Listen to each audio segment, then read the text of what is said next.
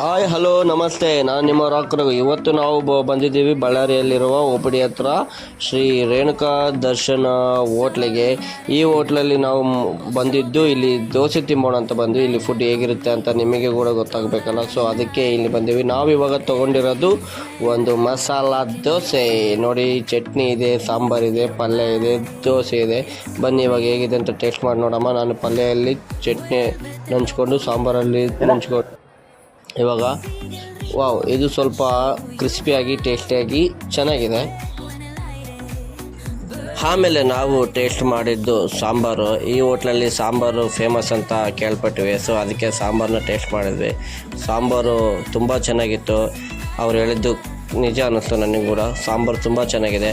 ಹಾಗೆ ಮತ್ತು ಇವಾಗ ಚಟ್ನಿಯಲ್ಲಿ ಟೇಸ್ಟ್ ಮಾಡೋವಂತ ನೋಡ್ರಿ, ಕೊಬ್ಬರಿ ಚಟ್ನಿ ಇದು. ಈ ಕೊಬ್ಬರಿ ಚಟ್ನಿಯಲ್ಲಿ ದೋಸೆ ಮುಂಚ್ಕೊಂಡು ತಿಂತಿದ್ರೆ ಸ್ವರ್ಗ ಗುರು, ಸ್ವರ್ಗ. ಅಯ್ಯೋ, ಹೇಳೋದು ಮಾಡ್ತದೆ, ಇದು ಓನ್ಲಿ ವೆಜ್ ಹೋಟ್ಲು. ಮತ್ತು ನೀವು ನಾನ್ ವೆಜ್ ಅನ್ಕೊಂಡು ಬಂದುಬಿಟ್ಟಿರ. ಇಲ್ಲಿ ವೆಜ್ ಹೋಟ್ಲು, ಇಡ್ಲಿ, ವಡೆ, ಸಾಂಬಾರು, ಉಪ್ಪಿಟ್ಟು, ಬಾತು ಎಲ್ಲ ಸಿಗುತ್ತೆ. ದೋಸೆನೂ ಸಿಗುತ್ತೆ, ಮಸಾಲೆ ದೋಸೆ, ಆನಿಯನ್ ದೋಸೆ, ಉತ್ತಪ್ಪ ದೋಸೆ ಎಲ್ಲ ಸಿಗುತ್ತೆ. ನಾವು ಟ್ರೈ ಮಾಡಿದ್ದು ಮಸಾಲೆ ದೋಸೆ. ನೀವು ಬೇಕಾದರೆ ಎಲ್ಲ ಟ್ರೈ ಮಾಡಿ ಹೇಗಿದೆ ಅಂತ ಕಾಮೆಂಟ್ ಮಾಡಿ.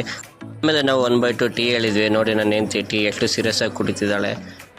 65 ರೂಪಾಯಿ ಬಿಲ್ ಆಗಿದೆ ಕಟ್ಟಿ ಮನೆಗೆ ಬಂದುಬಿಟ್ವಿ. ವಿಡಿಯೋ ಇಷ್ಟ ಆಗಿದ್ರೆ ಲೈಕ್ ಮಾಡಿ, ಶೇರ್ ಮಾಡಿ, ಕಾಮೆಂಟ್ ಮಾಡಿ ಅಂತ ಹೇಳ್ತಾ ಬಾಯ್.